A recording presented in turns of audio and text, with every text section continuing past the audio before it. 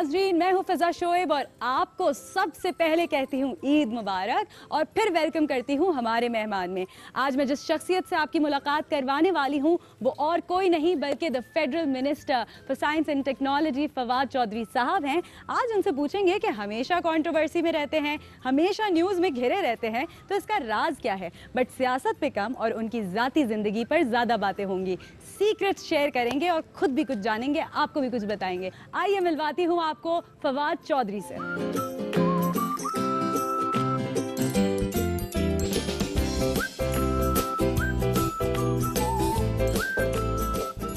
अरे there you are. Thank you so much for inviting us. So finally we have Fawad Chaudhary on our show today. और ईद का दिन था तो हमने सोचा क्यों ना आप लोगों की मुलाकात आज उनसे कराई जाए और उनके बारे में वो बातें जो कि रोज़ आप लोग नहीं सुन पाते, जैसे करंट अफेयर शोज़ में, टॉक शोज़ में सियासत पे बात हो रही होती है, कभी बिजली, कभी पानी, कभी ये, कभी वो। मगर आज हम कोशिश करेंगे कि आपको फवाद चौधरी साहब की एक नई साइड दिखाएं। सबसे पहले तो वंस अगेन अस्सलाम वालेकुम। पॉलिटिशियन, लॉयर, सहाफ़ी, 3 डिफरेंट प्रोफेशंस। क्या बचपन से ही या लड़कपन से ही ऐसे ही थे कि अनडिसाइसिव थे कि मुझे ये भी करना है, मुझे ये भी करना है, मुझे वो भी करना है, या फिर गोल्स थे? एक्चुअली सहाफ़ी तो मैं खुद को नहीं कहूँगा। I was never a journalist but you were an anchor. हाँ, एंकर और एनालिस्ट जो है वो था। लेकिन अगर आप देखें ना तो ये तीनों चीज़ें बड़ी एक दूसरे को कॉम्प्लीमेंट करती हैं। तो लॉयर तो खैर मैं हमेशा से ही बनना चाहता था। मेरा ख्याल है मैट्रिक के बाद जो है I always wanted to be. 16-17 साल की उम्र होती है उस वक्त। लॉयर क्यों बनना था? हमारी फैमिली सारी एक्चुअली जो है वो लॉयर्स की थी। मेरे जो ताया थे चौधरी अल्ताफ़ हुसैन, ही वाज पाकिस्तान के टॉप क्रिमिनल लॉयर्स में से थे। देन बाद में वो पंजाब के गवर्नर भी बने। तो उससे पहले मेरे जो चचा हैं वो उस वक्त तो खैर लॉयर थे, लेकिन बाद में वो फिर चीफ जस्टिस बने लाहौर हाई कोर्ट के और 6 साल चीफ जस्टिस रहे। तो हमारी सारी फैमिली में या लॉयर्स हैं या politician. How were you as a student? Student में मैं कोई आई वुड से कि मैट्रिक तक तो बहुत अच्छा स्टूडेंट नहीं था। हाँ। मैट्रिक के बाद फिर जो है वो फिर मैं काफ़ी अच्छा जो है वो हो गया। Not like the topper but मैं ज़्यादा जो है वो इसमें मुझे ज़्यादा था कि सिलेबस से ज़्यादा मैं बाहर की किताबें ज़्यादा पढ़ता था। तो आमतौर पे क्लास में जो नॉलेज वगैरह है वो मेरा ही सबसे ज़्यादा होता था। कोई सब्जेक्ट था फेवरेट? कभी फेल हुए क्लास में? कोई ग्रेड फेल किया? नहीं, फेल नहीं किया, हमेशा प्रमोट हो जाते थे। प्रमोट होते रहे थे। 9th में मेरा ख्याल है एक दफ़ा शायद कुछ सब्जेक्ट्स में जो है वो सप्ली आई होगी। मेरा ख्याल 9th में शायद आई थी। लेकिन बस बाकी जो है वो मैंने सही कर लिया। ओके, सो होता है ना जो फैमिली बिजनेस। और एक्चुअली बाद में फिर लॉ में तो आई टॉप्ड पंजाब यूनिवर्सिटी 97 में भी, और उसमें भी जो दोनों का था। मेरा जो ख्याल है कि वो मेरे जो एग्ज़ाम्स थे वो पार्ट 2 दोनों पार्ट्स के पार्ट 1 और 2 में वो उसमें मैं सबसे ज़्यादा मेरे मार्क्स थे। जहलम से आप ताल्लुक़ रखते हैं, किस तरह का बचपन आपने गुजारा? अम्मी अब्बू से कैसा रिलेशनशिप था? बहन भाइयों से कैसा रिलेशनशिप था? हम मंगला है हमारा गांव, बिल्कुल मंगला के साथ है। तो हम जो पढ़ते थे वो हम उधर पढ़ते थे। एक आर्मी स्कूल है, फेडरल पब्लिक स्कूल, वहाँ से मैट्रिक जो है मेरा वहाँ पे था। फिर बाद में गवर्नमेंट कॉलेज में जो है फिर गवर्नमेंट कॉलेज लाहौर चला गया और फिर वहाँ से जो फिर मैंने ग्रेजुएशन किया। अम्मा अब्बा ने कैसे पाला? अब्बा से तो बहुत दोस्ती थी और अनफॉर्चुनेटली उनकी डेथ हो गई। और 2000 You were young then. या और अनफॉर्चुनेटली बहुत दलेर आदमी थे और बड़ा उन्होंने मुकाबला किया। उन्हें अनफॉर्चुनेटली कैंसर हो गया। उन्होंने बड़ा मुकाबला किया बट वो ही कुडंट सर्वाइव। कहते हैं ना फादर इज द बैकबोन। बिल्कुल। तो जब वो बैकबोन टूट जाती है तो फिर उसके बाद अपने आप को संभालना बड़ा मुश्किल होता है। कैसे संभाला? कौन से नंबर पे आप भाई हैं? बड़े हैं, छोटे हैं? नहीं, मैं सबसे बड़ा हूँ, मेरे 2 छोटे भाई हैं। सो बहुत सारी रिस्पॉन्सिबिलिटी भी आई होगी। हमारा एक्चुअली एक जॉइंट फैमिली सिस्टम था। मेरे मामू थे, फिर हमारे जो चचा थे, उन सब ने फैमिली के हिसाब से तो उस तरह नहीं आप कहेंगे कि कोई रिस्पॉन्सिबिलिटी है सच उसमें नहीं थी। और पूरी फैमिली जो हमारी है, हम बड़े क्लोज़ हैं एक दूसरे के। सो काफ़ी मेरे जो चचा थे या मामू थे वो भी वालिद की तरह ही थे। लेकिन बहरहाल वो उनका जो एक खला है वो तो हमेशा रहेगा बिल्कुल बिल्कुल। और हमेशा है। और अम्मा से जो है वो बड़ी मार पड़ती थी, हाँ, बहुत किन कुट बातों पे पड़ी, पड़ती थी?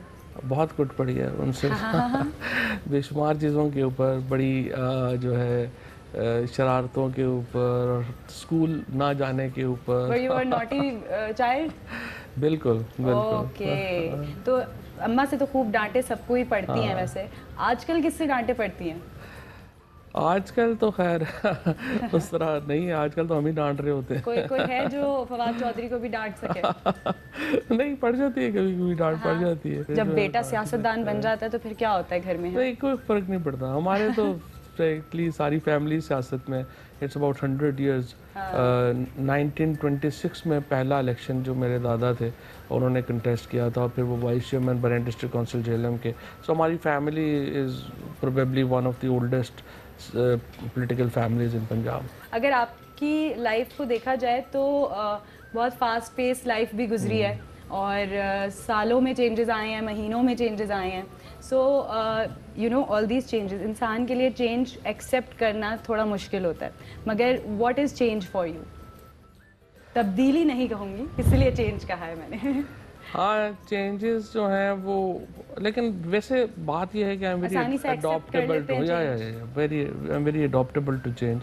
और फॉर एग्जांपल मैं तो जाता हूँ, मुझे बहुत ट्रैवलिंग का बहुत शौक है। ये कोविड के चक्कर में तो इतना रह गए और जब से फिर मिनिस्ट्री के चक्कर में भी थोड़ा कम हो गया।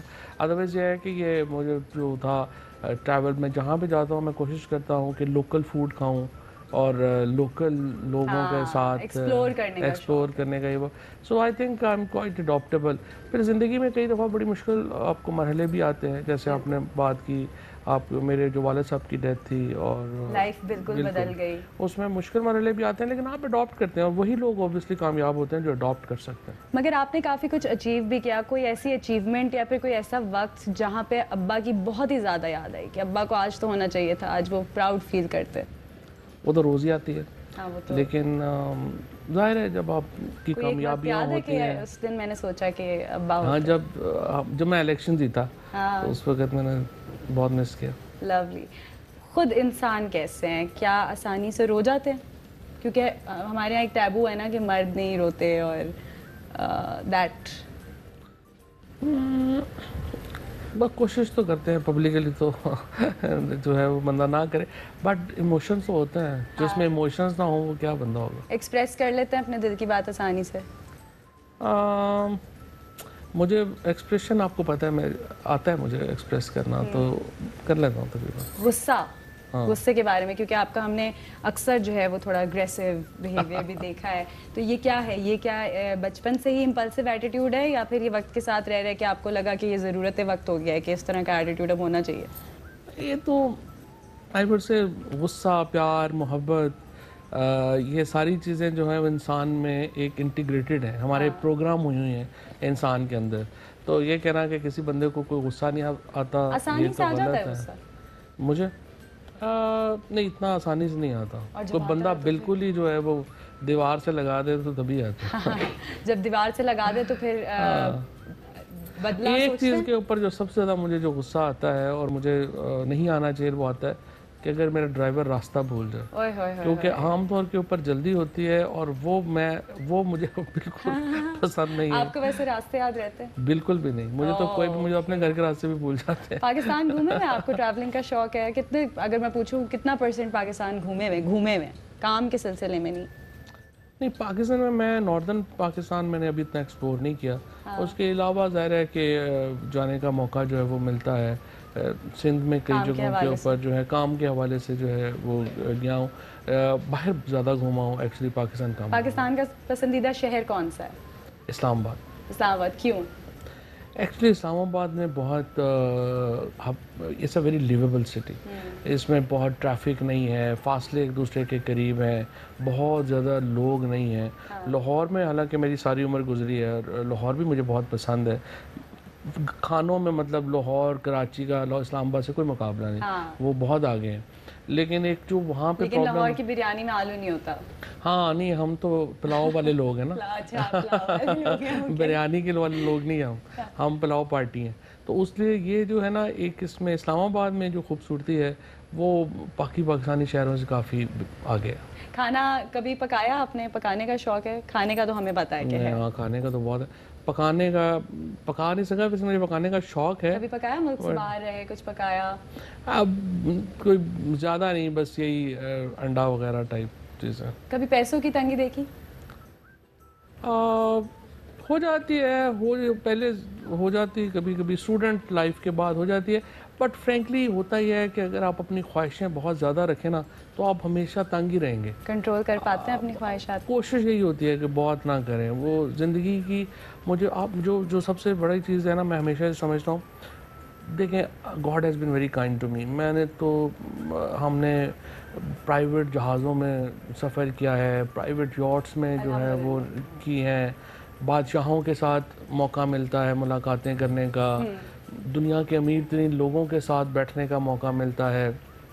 और जो एक आई मस्ट से कि God has been very kind to me, क्योंकि मैं जो था पहले, मेरी बहुत ये जो बिलावल साहब के साथ भी मेरी बहुत ज़्यादा करीबी कुर्बत थी, मेरी परवेज़ मुशर्रफ साहब के साथ बहुत करीबी थी, फिर प्राइम मिनिस्टर साहब इमरान खान साहब के साथ भी मेरी बहुत करीबी थी। ये तो 3 अलग-अलग टॉपिक्स हो गए बात करने के लिए। बट चले एक बात कर देती हूँ, लोगों को ऐसा लगता है कि आपकी बिलावल से कुछ खास दोस्ती है, क्या आप उनके बारे में कुछ कहते ही नहीं हो कभी? देखिए, मेरे जो 3-4 लोग जिनके साथ मैंने काम किया है, यूसुफ रज़ा गिलानी साहब हैं, बिलावल साहब हैं, परवेज़ मुशर्रफ साहब हैं। फ्रेंकली उनके साथ मेरे ताल्लुकात अब भी वैसे ही हैं जैसे पहले थे। कभी जो है मेरा उनसे कुछ इस तरह नहीं हुआ। मेरे उनसे बहुत करीबी और एहतराम का ताल्लुक़ है। और प्राइम मिनिस्टर साहब से भी, देखें, इमरान खान का भी है उनका। जब मैं मुशर्रफ साहब के साथ था और बिलावल साहब के पास गया, तो मैंने बिलावल साहब से कहा कि देखिए, मेरा मुशर्रफ साहब से बहुत करीबी ताल्लुक़ है, तो आप, मुझे उम्मीद है कि आप ये एक्सपेक्ट नहीं करेंगे कि मैं उनके ख़िलाफ़ अग्रेसिव उस तरह की जो है क्या ऐसा होता है? समझते हैं लोग? अभी तक मुझे तो फ्रैंकली ये इमरान खान भी बड़े मैग्नेनिमस हैं इस मामले में। तो अभी अगर बात करें तो इमरान खान साहब से आपका कैसा रिलेशनशिप है? बहुत एहतराम का ताल्लुक़ है उनसे। तो पिछले देखिए 2016 में मैं पीटीआई में आया था। इससे पहले 2011 में थे, लेकिन एक्चुअली 2016 में। उसके बाद ये जो प्राइम मिनिस्टर बनने से पहले तो दिन रात हम जो है वो प्राइम मिनिस्टर साहब के साथ मौका मिलता था, क्योंकि वो भी वहाँ जो थे वो पूरी पॉलिटिक्स ही हो रही थी 24 आवर्स। सो सारी उस वक्त जो पैनामा अपने पीक के ऊपर जा रहा था, फिर दरमियान में तो दिन रात मैंने जो है वो खान साहब के साथ गुजारे हैं। डांट पड़ती है उनसे आपको? मेरा वैसे वो काफ़ी लिहाज कर देते हैं, लेकिन बहुत सारे लोगों को ऐसा लगता है कि कुछ आपके स्टेटमेंट्स ऐसे हैं जिनके बाद जो है आपको खूब डांट पड़ी होगी। नहीं, मेरा वैसे वो काफ़ी मुझे टॉलरेट करते हैं आई मस्ट से, और उनको पता है ही ऐसा। क्यों आपको बेनिफिट ऑफ डाउट क्यों मिलता है इतना? मेरा ख्याल है उन्होंने भी ज़हन में बना लिया कि है ही ऐसा।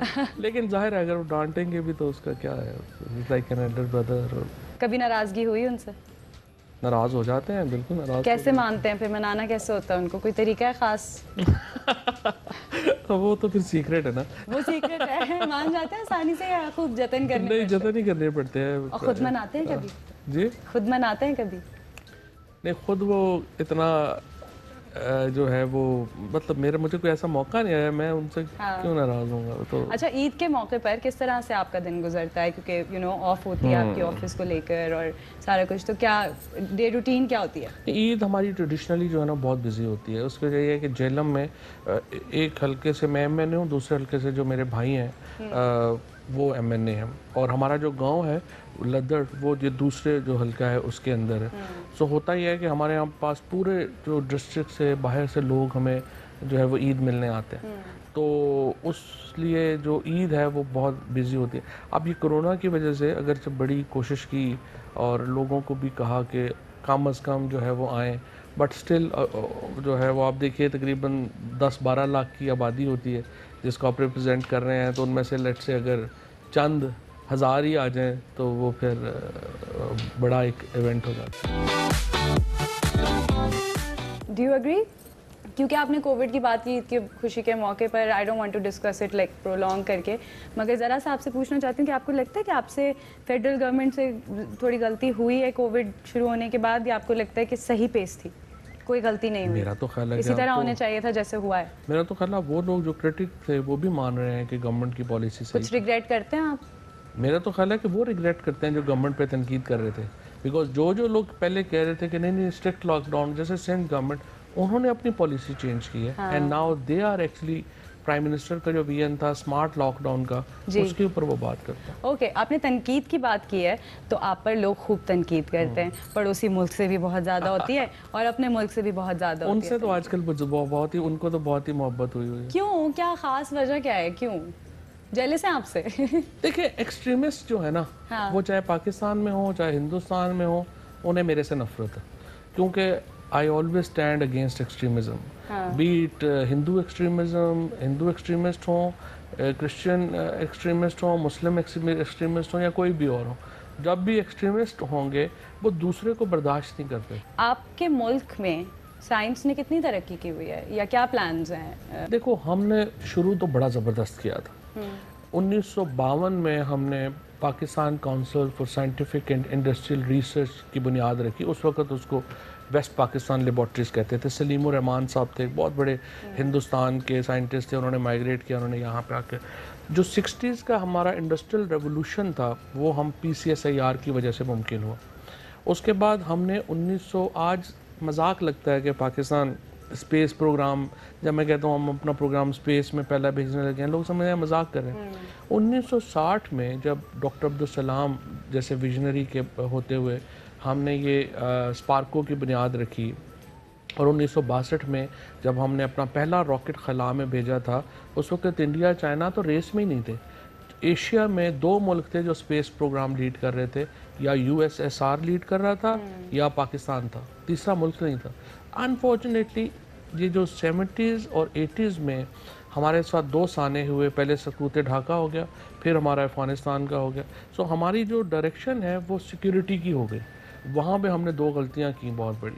80 की दहाई में जनरल ज़ियाउल हक को, ग़ुलाम इसहाक़ खान साहब को, इनको ये अमेरिका को कहना चाहिए था कि हम मदरसे तो बना रहे हैं और अफ़गानिस्तान में ये सारा कुछ होगा, लेकिन हमें आप जो बड़ी यूनिवर्सिटीज़ के कैंपसेस भी दें, हमें ये कैम्ब्रिज, हार्वर्ड, ऑक्सफोर्ड, ये कैंपसेस भी पाकिस्तान में अगर 80s में बनते तो आज हमारा ह्यूमन रिसोर्स कहाँ होता। चले आज की बात करते हैं ना। अब कोई साइंस की ऐसी कोई साइंसी मशीन नहीं है जो कि कराची में से पानी इकट्ठा कर सके, निकाल सके। कराची के बारे में आपने क्या सोचा है? अभी जो रिसेंटली बारिश हुई है, इसमें मैंने खुद एक वीडियो भी अपलोड की थी जिसमें मैं गाड़ी में से पानी, और वो नई गाड़ी थी, उसमें से मैं पानी निकाल रही हूँ और लोगों का नुकसान हो रहा है और लोग फंस रहे हैं और सारा कुछ। आपकी बिलावल साहब से भी बहुत अच्छी दोस्ती है, तो कुछ प्लान तो करें कराची के लिए। एक्चुअली मैंने सिंध गवर्नमेंट से बात की थी। हमारा इदारा है, दोबारा देखो, हम Pakistan council for research in water resources, ये इदारा 1964 में बना था, जब फर्स्ट वर्ल्ड में भी कोई सोचता नहीं था कि पानी के ऊपर। आसान अल्फाज में देखने वाले को बताया ना कि कुछ उम्मीद है, कुछ है, कुछ काम हो रहा है। ये बड़ा आसानी से हो सकता है। मैंने उन्हें ये कहा है, अब मैंने इसको इदारे को लगाया है सिंध गवर्नमेंट के साथ, और उनको कहा है कि आप इसको पानी को निकालने की करें। वैसे आप क्रिटिसिज्म को कैसे हैंडल करते हैं? क्या अब दिल दुखता है या आप प्रोन हो गए? बहुत डिटाई से फेस। अब बस पढ़ के आगे निकल तो आज करेंगे डिटाई से फेस। हाँ, अवाम के सवालों का आपने जवाब देना है। ओके, सो अरसलान सवाल करते हैं, my question to Fawad Chaudhry is, when will Pakistan make electricity from solar plates like other modern countries are using? नहीं, वो तो हम पहले ही बना रहे हैं। सोलर प्लेट से पाकिस्तान में तो बिजली बन रही है, ये सवाल नहीं है। सवाल ये है कि हम अपनी सोलर प्लेट्स कब बनाएंगे, और अपना पैनल हम कब बनाएंगे। तो इंशाल्लाह अगले 2 सालों में पाकिस्तान में हम अपनी पैनल मैन्युफैक्चरिंग भी कर रहे होंगे, और होपफुली हम सेल मैन्युफैक्चरिंग भी कर रहे होंगे विद इन 3 ईयर्स। तो पाकिस्तान में बहुत बड़ा शिफ्ट आएगा हमारा बिजली का टू सोलर। ऑलराइट, आजकल तो बड़ा बुरा हाल है कराची का, खास तौर पे। कराची से आगे कराची की बातें की हाँ, तो कराची की तो तुम्हें बता रहा हूँ वैसे मैं, लेकिन मैं एक बात आप लोगों को बता दूँ, ये बात ये आप बेशक लिख लें कि अगले 10 से 15 सालों में बिजली जो है ना, वो पाकिस्तान में नहीं दुनिया भर में इतनी सस्ती होगी कि लोग, जो बिजली की कंपनी है, वो बिजली भी देंगी और साथ टीवी और उन्हें ओवन भी देना पड़ेगा कि इसको चलाना भी है आपको। सो बिजली is not gonna be any problem. क्योंकि कोविड आया, दुनिया बदल गई, आपने डिजिटल के लिए कुछ सोचा for our youth, digital opportunities? नहीं, डिजिटल में पाकिस्तान तो बहुत बड़ा है। सॉफ्टवेयर जो हमारी है ना, पाकिस्तान दुनिया का चौथा बड़ा फ्रीलांस पेपाल, अमेज़न, नेटफ्लिक्स। जो पेपैल है उसका डायरेक्टली ताल्लुक है फैटफ से, उसका हमारी टेक्नोलॉजी से ताल्लुक नहीं है। ये जो फैटफ की वजह से पाकिस्तान बहुत सारी चीज़ों में लूज़ कर रहा है। सो इंशाल्लाह इस साल मुझे उम्मीद है कि पाकिस्तान चूँकि फैटफ की ग्रे लिस्ट से जब हम निकल जाएंगे तो पेपैल वगैरह पाकिस्तान में बहाल हो जाएंगे। ओके, मोहम्मद अली लिखते हैं लॉयर और साइंस एंड टेक्नोलॉजी। बिकॉज जो पॉलिसी मेकिंग है उसका ताल्लुक हार्ड कोर साइंस से नहीं है, पॉलिसी मेकिंग का ताल्लुक पॉलिटिक्स से है। और पूरी दुनिया में जो पॉलिटिशियंस हैं वो पॉलिसीज़ बनाते हैं, और साइंस एंड टेक्नोलॉजी की पॉलिसी इसलिए चाहे हिंदुस्तान हो, चाहे चाइना हो, चाहे अमेरिका हो, उनकी जो पॉलिसी मेकिंग है वो उनके पॉलिटिशियंस करते हैं, साइंटिस्ट नहीं करते। Okay, when will we go on moon? Danish Javed. Well it's a tricky question. Is it a plan? नहीं, बिल्कुल हमारा पूरा प्लान इस पे है। हमारी उम्मीद थी कि हम ये 2022 में हम अपना पहला स्पेस मिशन भेज सकते, लेकिन चूंकि वो चाइना के साथ कोऑपरेशन में था तो इस साल पूरा हमारा ये था कि हम अपने जो एस्ट्रोनॉट थी उसकी हमने सिलेक्शन करनी थी। बट अनफॉर्चुनेटली कोविड की वजह से हम प्रोसेस भी नहीं शुरू कर सके और चाइना से भी डिले हो गया। सो ये शायद अब 2024 में चला जाएगा, ये जो हमारा खलाई मिशन है। उसके बाद अगला मिशन जो है वो चांद पे जाने का। Let's see. अच्छा जी, ये सवाल बड़ा बिलो द बेल्ट है, लेकिन मैं अपने तरीके से आपसे पूछ लेती हूँ कि लिखा हुआ नेपोटिज्म के बारे में है कि सिफारिश से अपने भाइयों को लगवाया। मैंने मेरा तो मेरा भाई कहाँ लगा हुआ? अब ये तो मेरा ख्याल है वो, हाँ, फैसल की असिस्टेंट एडवोकेट जनरल एडिशनल। नहीं, एडिशनल वो तो मेरे से पहले से। वैसे की है सिफारिश की है कभी अपने घर वालों? नहीं, वो मेरे तो बिलीव करते हैं कि नहीं मेरा फायदा होना चाहिए मेरे घर वालों को? नहीं, मेरे घर वालों को क्या, मेरे इलाके को, हर एक को मेरे से फ़ायदा होना चाहिए। नहीं, तो नेपोटिज्म के बारे में आपका क्या ख्याल है कि इफ़ यू नो आपका बेटा है या आपका भाई है जो कि सियासत में आना चाहता है, किसी स्पेसिफिक फील्ड में जाना चाहता है, उसके लिए आप सिफारिश करेंगे? क्यों नहीं, ज़रूर करेंगे, क्यों नहीं करेंगे। सपोर्ट सिस्टम तो होता है ना। आपकी सिफारिश की है कभी किसी ने? करवाई है आपने? सिफारिश देखिए ना, दो चीज़ें, एक है रिकमेंडेशन और एक है अगर आप मेरिट पे नहीं हैं तो फिर आपकी जो सिफारिश। ये सेकंड वाली बात गलत है, पहली बात तो ज़रूरी है। क्या वाकई आपको लगता है लोग अब समझेंगे ये बात कि whatever is happening is because of the past? नहीं, पास्ट को तो आप नहीं ना, कैसे आप माजी को आप हाल से कैसे जुदा कर सकते हैं? आप कर सकते हैं या नहीं कर सकते? माजी की सीक्वेंस होता है ना, माजी का सीक्वेंस हाल होता है और हाल का सीक्वेंस जो है मुस्तकबिल का सीक्वेंस फिर हाल बनता है। असल जिंदगी में माजी भूल जाते हैं? भूल नहीं सकते, इवेंट्स होते हैं जो आपके हाल को शेप अप करते हैं। फंसे रहते हैं? माजी के कई वाकयात होते हैं जिनमें आप फंसे रहते हैं। भरोसा कर लेते हैं आसानी से? हाँ, भरोसा आसानी से कर देते हैं। कितना दिल टूटा है जिंदगी में? क्या करूँगा जो होगा, इश्क में भी नाकाम, हमें तो और कोई काम भी नहीं आता। ओके, चलिए इसी पॉइंट पे एक ब्रेक लेते हैं। आपकी एक मीटिंग भी है, वो भी जरा देख लेते हैं और फिर हम अपना शो कंटिन्यू करेंगे।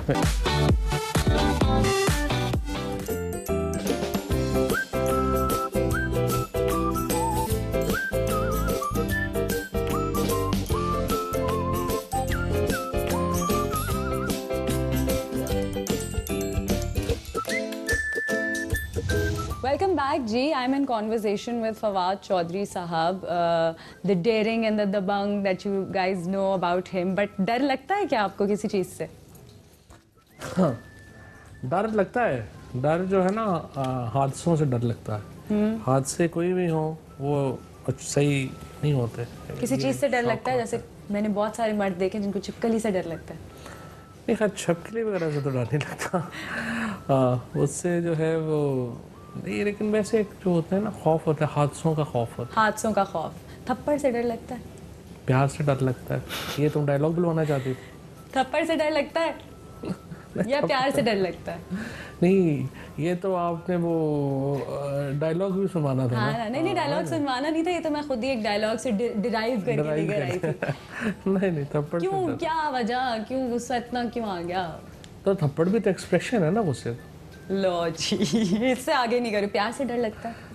क्यों नहीं, बिल्कुल प्यार से भी डर प्यार से होता ही है ना। डर ये लगता है कि वो, मैंने जिस हिसाब से आपको कहा कि ज़्यादा चीज़ें जिसमें आपकी इन्वॉल्वमेंट होती है ना, वो फिर हादसों से आपको, यानी प्यार में हादसों से डर लगता हाँ है ना? Okay, fun questions, but on a serious note I want to ask you, ये जो पबजी, ये जो मोबाइल गेम्स चल रहे हैं, आप खेलते हैं वैसे मोबाइल गेम्स? नहीं, मुझे टाइम नहीं मिलता।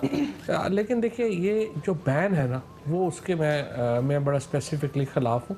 उसकी वजह यह है कि जब भी आप बैन कर देते हैं, फॉर एग्जांपल अगर आप ये वीडियो गेम्स हैं, video games itself billions of dollar की इंडस्ट्री है।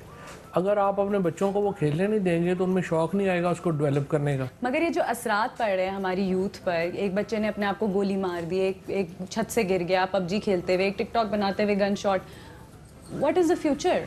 देखिए, ख़तरात तो हर जगह है। अगर आप, पता नहीं आपने कभी पोलो खेली है या नहीं है, घोड़ों से गिरते हैं लोग, मर जाते हैं, सड़क पे चलते हैं हादसे हो जाते हैं। हादसों के खौफ से इतना तो नहीं कि आपने वो टेक्नोलॉजी ही डेवलप नहीं होने देनी।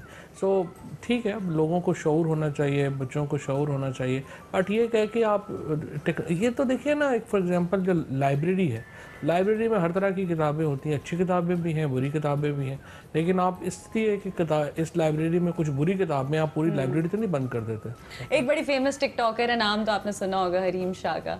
बिल्कुल। आपको नहीं लगता हमारी लड़कियां लुक अप टू करेंगी ऐसी स्टार्स? क्यों करेंगी? देखिए, हर जगह ये पता नहीं, मुझे नहीं समझ आती क्यों हमारा प्रॉब्लम है। कोई नहीं लुक अप करता मेरे ख्याल में। जो हर तरह के लोग होते हैं, हर तरह की जो है वो एंटरटेनमेंट होती है, डाइवर्सिटी होती है दुनिया में।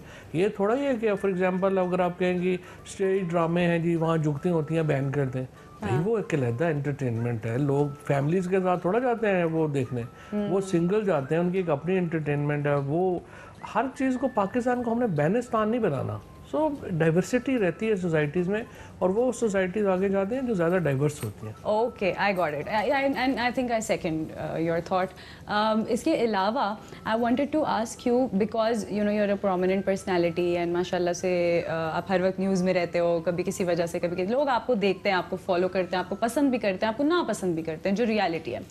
बड़ा फेमिनिस्ट और नॉन फेमिनिस्ट और औरत मार्च, और ये बड़ी एक डिबेट है, बड़े 1-2 साल से चल रही है कि लोग बात किए जा रहे हैं, इस पे किए जा रहे हैं, कोई औरत मार्च के ख़िलाफ़ है, कोई नहीं है।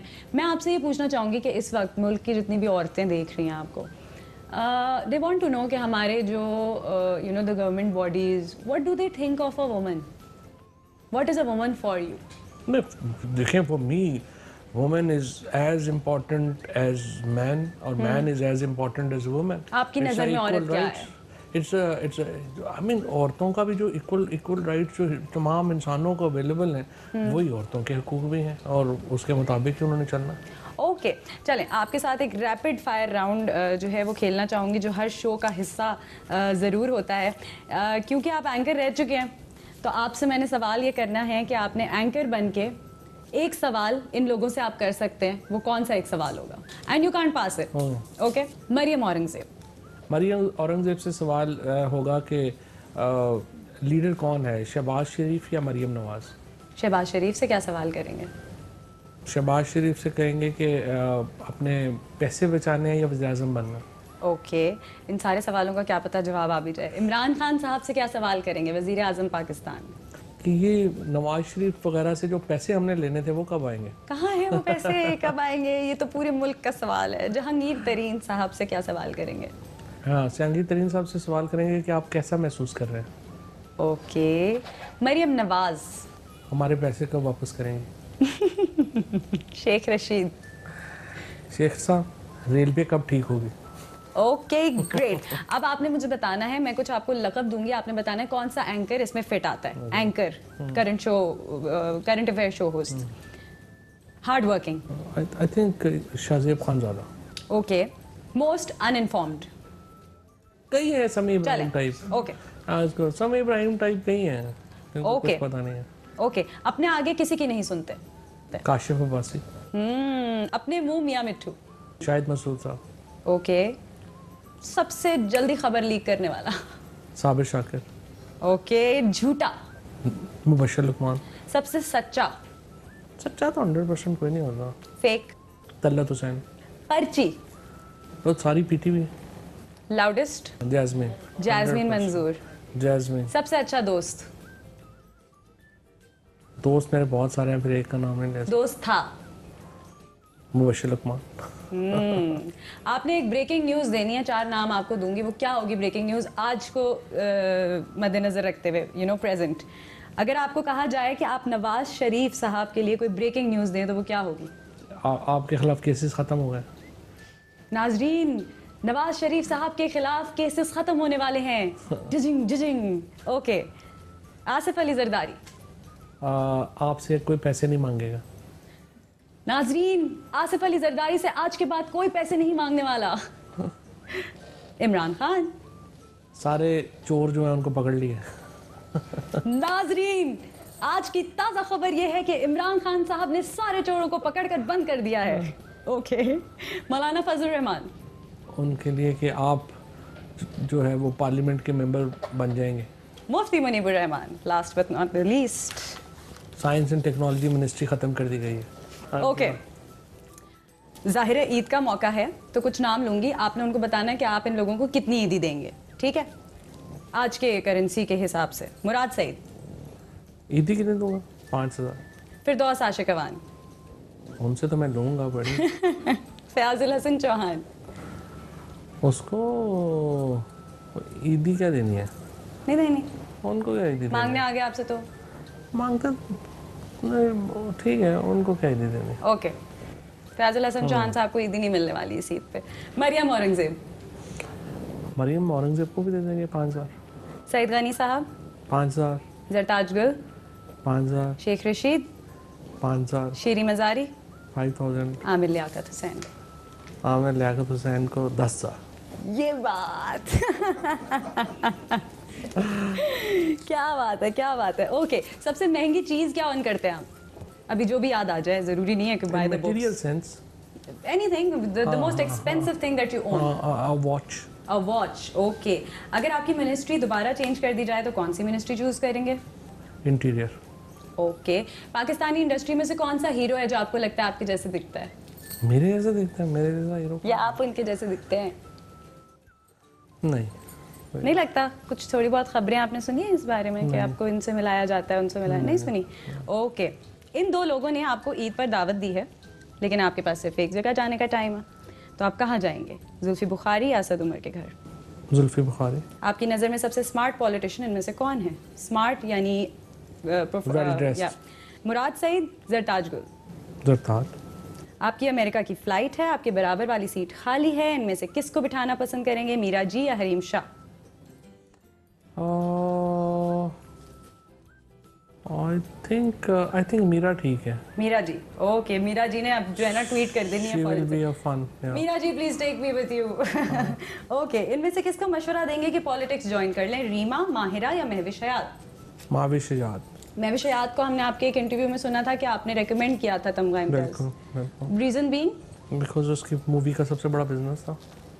बाकी सब हीरोइन से और माहिरा खान और उन सबसे एक्चुअली सारी फिल्में मिला के भी उनका बिजनेस ज़्यादा था। That was the only reason? That was one of the major reason, because उसकी जो आपने जो एक्ट्रेस की कैटेगरी में अगर आपने अवार्ड देना है तो यही क्राइटेरिया है। आप देखेंगे ना कि सबसे ज़्यादा कामयाब कौन है, तो मुझे उनको बैकलैश मिला, उसके बारे में आपका क्या ख्याल है?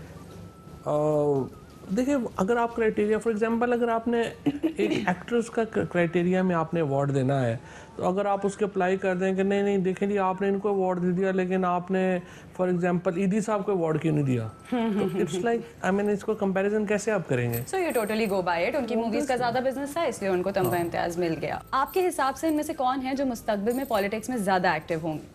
मरियम नवाज, बख्तावर भुट्टो या अली तरीन? मरियम नवाज। ओके। इनमें किसके साथ इत्तेहाद मुमकिन नहीं है? PMLN, PPP? सियासत में तो कुछ हरफ आखिर थोड़ी होते हैं। आप तो यही बोलोगे। अगर आप डायरेक्टर हो और एक पर्सनालिटी के ऊपर फिल्म बनानी हो तो इनमें से किसके ऊपर फिल्म बनाना पसंद करेंगे? Zulfikar Ali Bhutto, Benazir Bhutto, Pervez Musharraf? I think Zulfikar Ali Bhutto will be very interesting topic. Alright भाई, क्या कमाल जवाब दिए हैं आपने रैपिड फायर राउंड के। मगर मैं आपसे रिक्वेस्ट करूंगी कि देखने वालों को ईद मुबारक तो कह दे। ये रहा आपका कैमरा। सब पाकिस्तान के तमाम मुसलमानों को, आलम इस्लाम को ईद की बहुत मुबारक, और खुदा करे कि इस कुर्बानी की इस ईद के सदके हमारी मुश्किलें आसान। आमीन सुम आमीन। Thank you so much once again for taking out time. आप लोगों का भी बहुत शुक्रिया कि आप लोगों ने आज का शो देखा। अपना फीडबैक देना नहीं भूलिएगा। लेकिन मैं अभी शो नहीं ख़त्म कर रही हूँ। अगर आप मुझे इजाज़त दें तो कुछ लाइंस मैंने लिखी हैं अपने व्यूअर्स के लिए ईद के मौके पर, तो सोचा कि शेयर करूँ। कुछ बहुत ज़्यादा रेलिवेंट नहीं है, किसी के लिए नहीं है, बट क्योंकि मैं लिखती हूँ तो और मैं इन लोगों से बहुत प्यार करती हूँ, तो I want to share it with you guys. रहेगा वो ही जो होगा, पिलाया जैसे भी जाए, जायका जहर का कड़वा है, मीठे में नहीं देना। कदर करना गरीब पर, वो मिल जाए जो चाहते हो। तुम्हें रुतबा जो मिल जाए तो उसका पास रख लेना। अल्लाह हाफिज।